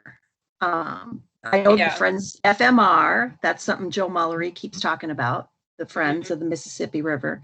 And then there was the Above the Falls. And is that still a viable entity, or has that morphed into something else? Nope, that is also still a group, and that is an advisory group to the park board. So that has been a long-standing resident advisory body that helped develop, I believe, the first Above the Falls plan like 15 years ago. Yeah, that sounds right. They were like part of the update to it, maybe 5 or so years after that. And then, so I think Georgiana is also on that committee. I think she is. Yeah, that sounds right. Mm-hmm. Yeah. And FMR has been very involved in that committee, in the AFCAC, the Above the Falls Community Advisory Committee, over the years. So I'm not exactly sure what specific role that they play in the Upper Harbor Terminal. And their relationship with the Upper Harbor Terminal Community Advisory Committee for the Park Board. That would be a good follow-up question for Kate. So if you want, I could put you in touch with her. I wrote down her email address from the chat. She put it in the perfect. Chat, so. Perfect. Okay. So I think, And then what is the U.S. Corps of Engineers, the Army Corps of Engineers, just totally backed away from it, because I've seen some writings that say they think that they need to continue to be involved because there could be huge problems with invasive species and stuff like that. Or is that a completely separate issue from the Upper Harbor Terminal? My understanding is that would matter based on what happens with the lock and dam. If the lock and dam remains closed, I would think there'd be limited opportunity for, well, I mean, I know that at least for invasive carp, but, or Asian carp, but that's a good question. And I'm honestly not sure what their role is and will continue to be. So question mark from me. It's possible. So next month when the planning department comes, it's possible they will know more about that specific role. Okay. And so those, I don't live very far from this. And like, if I have a car, I always drive down that direction rather than go down Lindale or Fremont. I like I like that road along there. And so those like upside down hubs are going to be pulled out of there. Is that, they're going to remove those? Is that what I'm gathering from what the park board was describing? That those were going to go? Yeah, I think most of what is on the site now will be gone. I don't know exactly what they're going to maintain. Again, the city's coordinated plan will be more specific on if there are any structures that are going to be maintained for historic value. I don't think anything was officially designated, but I do know there was conversation at one point about trying to save some of the elements just for like, because they don't know, added character. But yeah, the planning department will have more information about that. And so that would all happen whenever this, well, the EAW or the, what is it, UA? AUAR, yeah. Alternative AUAR? Urban Area-Wide Review, I think. So they're doing that instead of the EAW, is that right? Yeah. And okay. that type of environmental review is most often used on a like multi-parcel site like this. That's why it's called like an area-wide review, whereas an environmental assessment worksheet or environmental impact statement is usually on like one specific property, because this parcel is so large. I think that's why they chose to do that, because it could be more encompassing. Okay. So, and that is due, do we know when that's due? The city just approved the scope of it. I want to say that it'll be sometime later this year.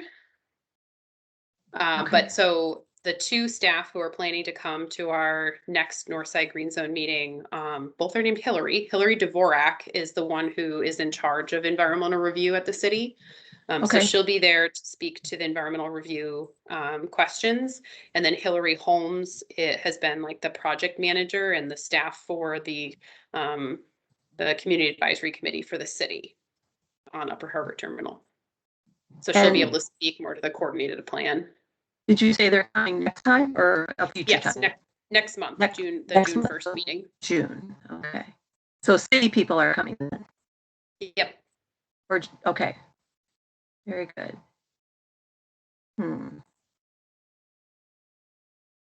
Because, okay, no, that's not what I was thinking about. Okay, so then when did the watershed people become involved? Because that's something that's pretty important in terms of the whole waterfront storm management stuff. So when I had a quick chat with Dan from the watershed earlier this afternoon to prep for tonight. And he was saying they were involved like from way back in the beginning. So they've, I think ever since the city intended on developing the site, stopped using it as the harbor terminal for the upper barge.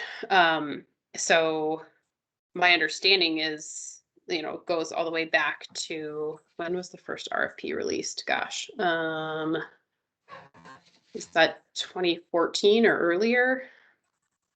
Okay. I started the master water steward program, but I wasn't able to finish because I got injured in the middle of it. But that was about that time. It was around 2014. So I was hoping that they've had some good involvement all along in order to make sure that we're being conscientious in terms of development. So how did this amphitheater end up in the mix as a possible? So when the city put out the request for proposal, again, this, and the timeline should be on the website. So actually, maybe I'll pull that up as I'm talking. They got one bid in response to it. And the proposal was from, and I'm blanking on the partner names. It's from First Avenue. First Avenue. And United Properties. And I can't remember if which other partners were there at the time. But so the idea of First Avenue having a site or a venue there was pitched from the very beginning. And so has always been part of the plan, essentially. But basically from the city RFP where they were soliciting bids for what could go in there. So this is commercial. Their initial thing was commercial development as opposed to community land trust or whatever. Yes. Got it. Okay. Just wanted to make sure I understood all the wheels within wheels there. And so they're sitting there on hold waiting to find out what the AUAR comes back to be, to see if they can proceed forward with what they would like to have happen with the property. The watershed? Yeah. Or no, the First Avenue and United Properties. Oh, yes. Yeah, so they're still a viable entity, yeah, depending upon how things shake out with everything. Yes. Yeah. So the city was poised to adopt the coordinated plan until I think it was Minnesota Center for Environmental Advocacy and community partners like Roxanne brought it to their attention that they needed to do the environmental review first. Yeah. And I'm just going to send a note to everyone. One Time to minute come warning. back.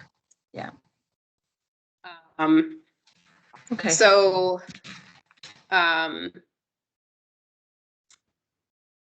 okay, where was I going? Lost my.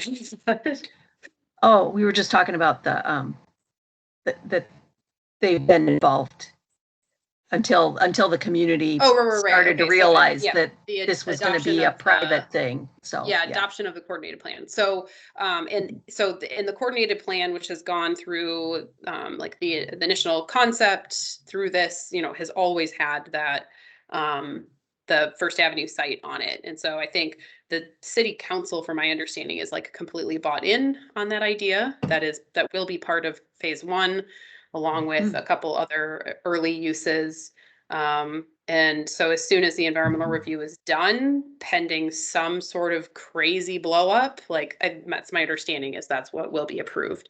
But again, next month, I think those are the appropriate questions to ask for both the CPED staff there, who can speak to the environmental review and the coordinated plan. Okay. Well, I'll do my little digging and whatnot that I like to do to figure this stuff out. So, okay, very good. All right, I am bringing people back. These particular orders are? Oh, it's almost time. Sorry. No, I think we can answer that. Can you ask it again?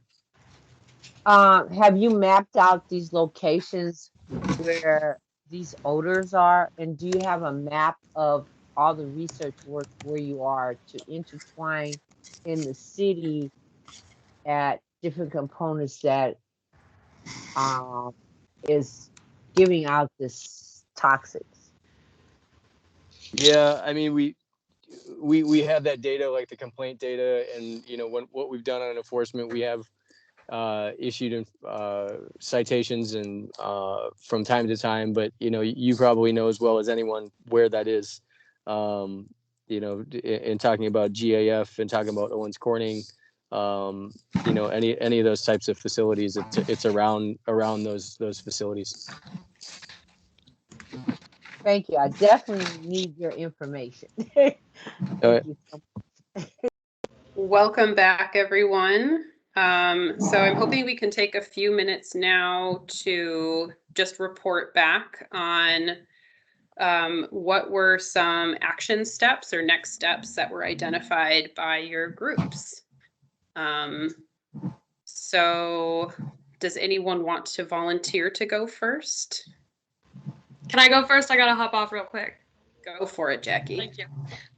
So I was in the broader engagement group with Michael and Miss Vanessa, and we were talking about 2 main points. The first one was kind of finding ways to spread info to the general community about what we're doing. So whether that's through local publications or maybe a Green Zone podcast. I know other folks have talked about doing a Northside Green Zone zine, Northside Green Zine in the past. And then the other thing we talked about was putting on like a green fair where we invite a bunch of different organizations that are working on green stuff, and also just other organizations that are in North Minneapolis. So in particular, we were talking about Miss Vanessa's connections in the faith community and how we can kind of work and collaborate with maybe these seemingly or not distant, but different groups, but kind of highlight the areas of intersection on what we do. I'd like to add to that if I could. Yeah, go ahead. We also talked about that, either folks from the broader Green Zone Task Force, that we could start doing events in the community. We put together a green calendar that we start, just like this evening, we had representation from the parks and from Mississippi Watershed, that we could sponsor our own Zoom rooms conversations that would engage any number of content experts, from everything from the violations and regulations. We could, as broad as the issues that we brought up and went into our rooms, we could stage ongoing conversations, inviting experts from that from who can give us some insight, but also opening it up to a broad base of prospective partners, stakeholders, folks that have some kind of vested interest in any given topic that we might choose, so that it becomes kind of we are controlling the it's what I call now edutainment, that we've been conditioned by these Zoom rooms. Let's utilize this, and let's start creating conversations, dialogue around environmental content, and inviting people from the local level to the international level, and us helping coordinate, find partners to help hold those conversations. Love it. All right, that sounds like a plan. I love it. Building one as one. All right, does the policy, legislation, or air monitoring enforcement team want to go next? Yeah, we can hop in here. In policy and legislation, it's still new to me, but Julia has been tracking the legislative session itself right now, and the bill that Representative Lee put forward. I think that a big piece of that is seeing what gets included and what gets dropped from that piece, if that gets through. And then specifically, if we can get a count on where representatives fell, yes or no, on something, if it does get through, will be important for us to know, and who to partner with going forward. And then Fox, as far as building a coalition, I think a place to start was he was going to reach out to satellite offices in Rochester, Duluth, Mankato, Detroit Lakes, and Brainerd, to potentially look at organizations that have similar interests to us in working towards a coalition for future legislation if this one doesn't make it through.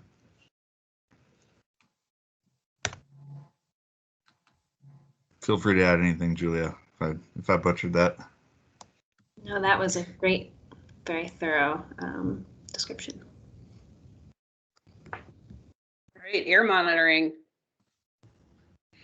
I'm a team player. I'm gonna let somebody else talk about that. What we discussed. I love to hear the voices of others. I took notes so I can talk about it. So we were able to speak with Jenny Lansing and Patrick Hanlon of the Minneapolis Health Department, Environmental Health, and they told us a little bit about some of their previous work and some proposed work that they're looking into to do some additional sampling around areas with odors, which would include GAF. And although it's difficult at this point to enforce on the levels of odor, they would like to use some new methodologies and new equipment to try to measure more compounds, try to determine exactly what's causing that odor, and then use that information to get some control equipment to hopefully kind of control that odor a little bit. And if anybody else has anything to add, they can.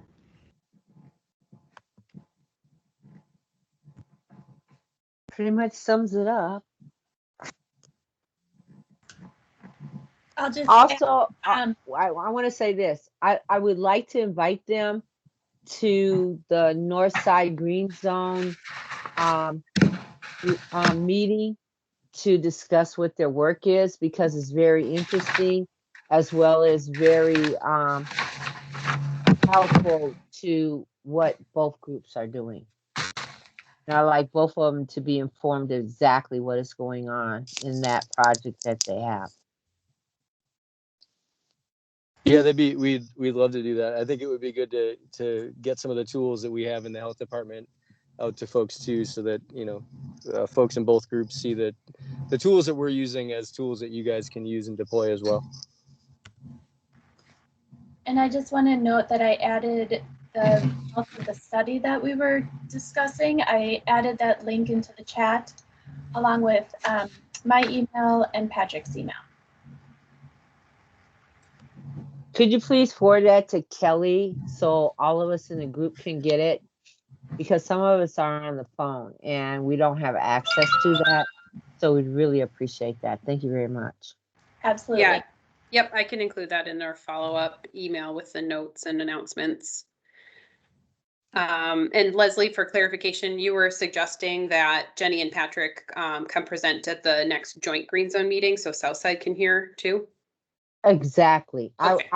I think it's very informative and it's very helpful, since they just didn't focus on the north side, they did the entire city. And being a commuter, yeah, their work is very important and it would be very Absolutely. helpful to those others. Great. I love that idea. So I know we are 1 minute over. I was hoping we were going to have time and to mention that there is still some budget remaining for the Northside Green Zone. We have about $6,000. And so hopefully we will tee up a conversation on how we would like to spend that. It's not doing anybody any good, not going out into the community, and we can always ask for more. So as we, maybe spend more time in these similar breakout groups in future meetings, continuing to talk about what is our next step in this action, think about what budget your group might need. And we can always either ask the city for funds, ask funders, foundations for funds. There's money out there to be had, and environmental justice is only becoming a bigger priority politically, and that's where a lot of funding comes from. Well, so I with just that, plant that. Yep. with Go ahead, Mike. that in mind, Kelly, I'm glad that's a good segue. Thanks for teeing that up for me. One of the things I'd like to, we are submitting again, I think I sent you an email, but myself and Julia and Patsy and a bunch of people are submitting a proposal to the Hennepin County Green Partners, and we'd like to have a letter of support from the Green Zone, if that's appropriate. And we also would like to have some seed money for some of the engagement and outreach that we want to do over the course of the winter, bringing diverse agencies, stakeholders together to work on the plan and the design and some an environmental toolkit, which is shorthand for some media tools that young people would design to help inform the community about the need to get involved with regenerative agriculture, urban farming, global warming, climate change, tools that would articulate those conversations to their peers and to their family members. And so we're looking for support from the Green Zone Task Force to support us in that endeavor, seed money, and to support us on this winter-long charrette that would be identifying stakeholders in co-creation, co-design of the Celestial Garden at 2210 Emerson, which is will be North Minneapolis's first food forest. All right, so we will plan on having a conversation as soon as possible about the budget. It's too late. We do need to end the meeting to talk about a letter of support. But I did see your email, and I can work with Julia in the next 2 days to get something to you from the health department. And Marquita, if we want to submit a shared one, I can talk with you about sustainability and health submitting together. Well, you guys submitted both letters last year. It's really just we're sent you the new draft, and it's just really a retweaking, putting a new date on the letter. Perfect. I got a question. Yeah. Because we have people that are students and things are happening. Do you think that some of that money we can start getting some kind of what is it? A stipend or some kind of thing like that for the Northside Green Zone Committee to get some kind of benefits? Because I know when it first started, they were getting monetary monies or gift certificates for attending meetings. Can some of that money be allocated to members for things, socks and deodorant, things like that, to us? Yes, I'm just saying.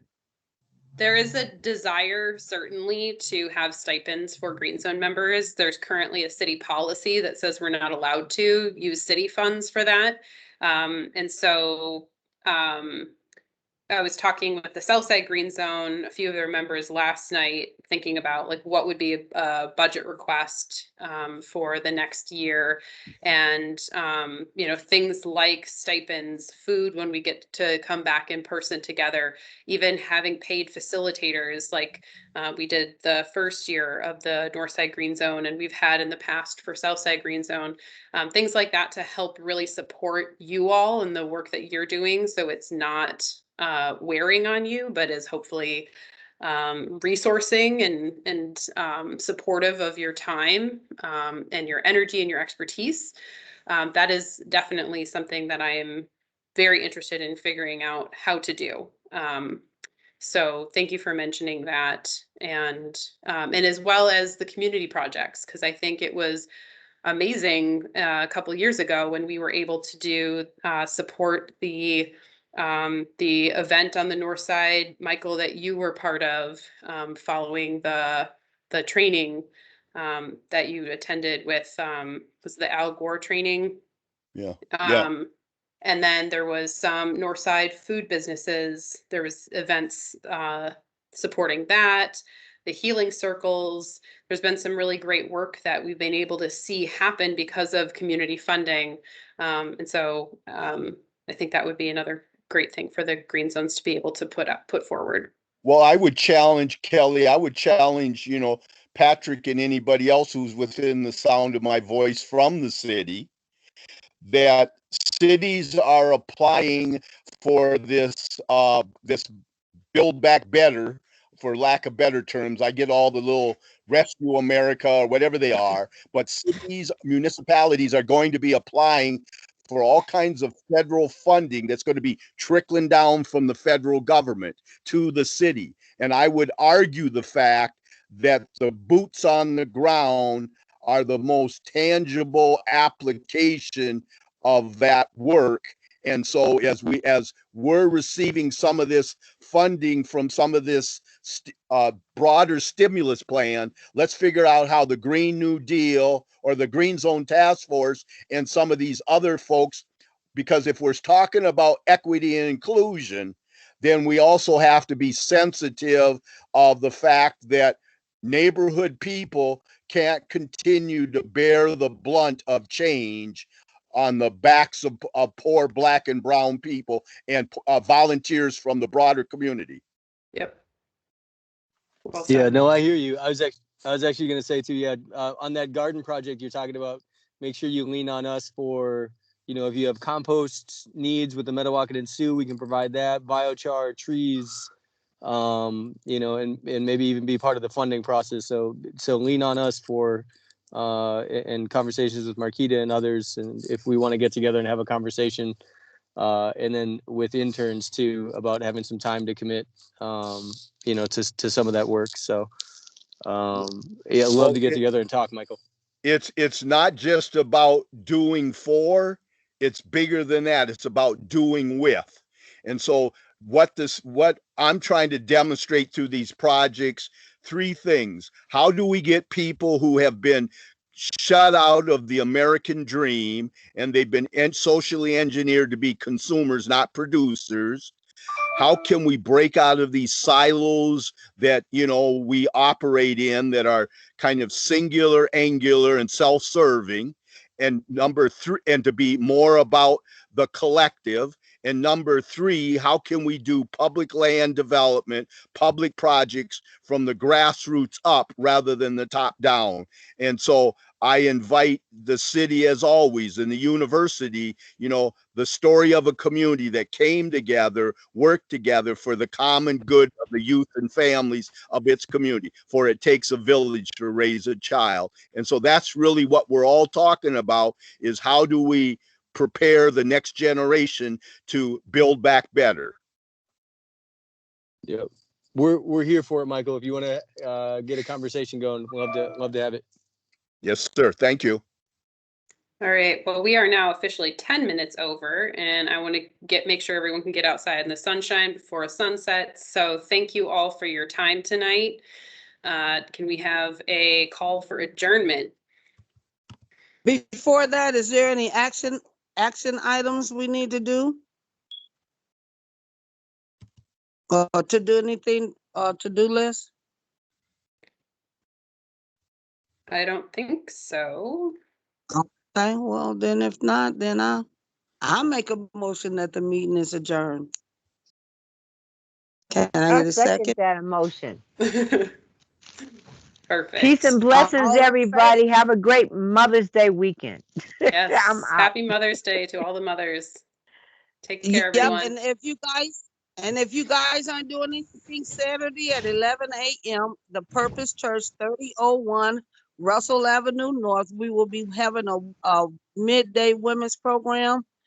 We got main speaker, and then on Friday we got a lady coming in, Miss Tony. So Saturday is a day full of fun. So you guys come if you're not doing anything. Over North Minneapolis on 30th and Russell, 3001 Russell at 11 a.m. Thank you. Thank you for the invitation. Stay safe, You guys, everybody. I'm giving great gift bags, you guys. You better come. Good night. See you, everyone. Happy Mother's Day.